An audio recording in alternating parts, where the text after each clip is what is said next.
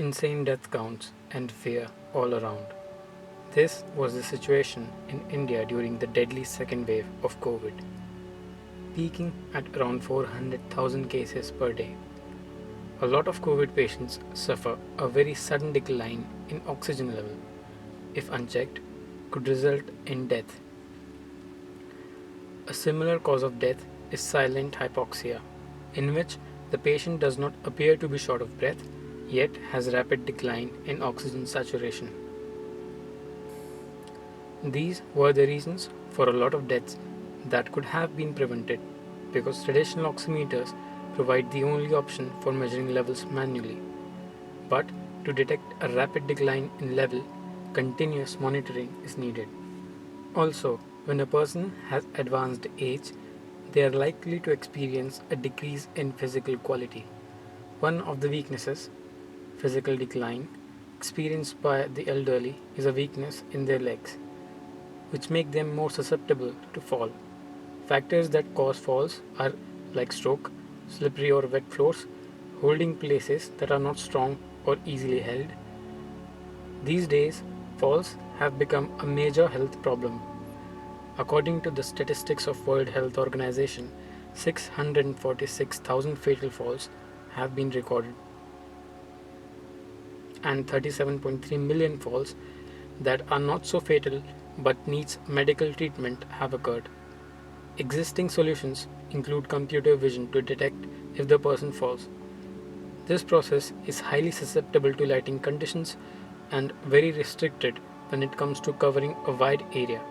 For example, a camera cannot detect fall in the bathroom because there is usually no camera there. So, the solution, OXY.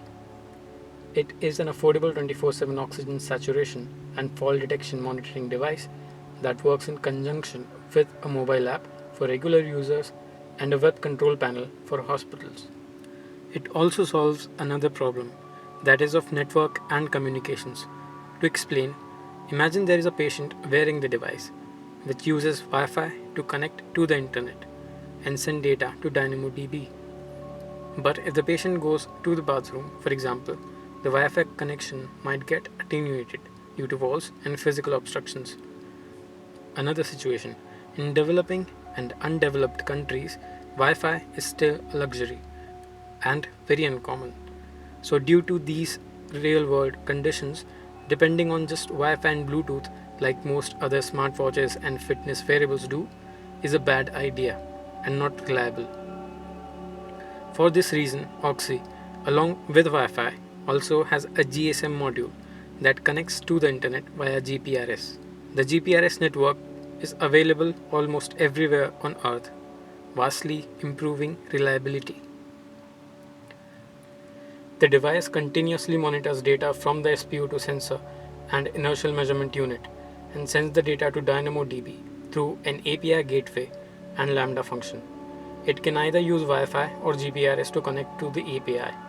And the only difference between Wi-Fi and GPRS is that GPRS uses AT commands to connect to an intermediate gateway, because the module I had at hand does not support SSL. So once the device detects oxygen level dropping below a certain point or a physical fall, smartphone app sends a notification. So if a patient needs 24/7 monitoring of SpO2 levels, you don't have to take out an oximeter and measure manually every 5 minutes, which can be exhausting for patient and caretaker. Also, in India and other similar countries, there was an extreme shortage of healthcare workers who can be physically present nearby a patient all the time to measure oxygen levels. So, through the web app, which is hosted on the Graviton EC2 instance, they can add as many devices as they want to monitor remotely. And medical history for emergency purpose of every patient is one click away. This can allow them to keep monitoring patients' SpO2 while they tend to other important tasks. The parameters of notification on the app are customizable. You can adjust the time intervals and threshold values to trigger notifications.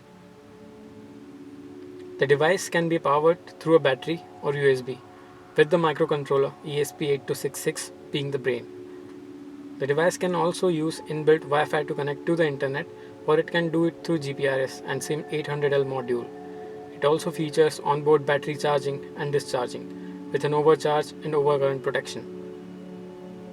And measurement is taken through an SpO2 sensor by Melexis, and fall is detected through an IMU MPU 6050.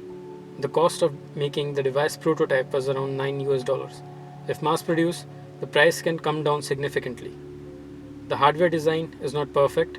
For instance, it needs to be a clamp-like or strap-on device, but this is the best I could come up with within the constraints of hackathon timeframe and limited availability of equipment. That's it. Thank you so much for your time.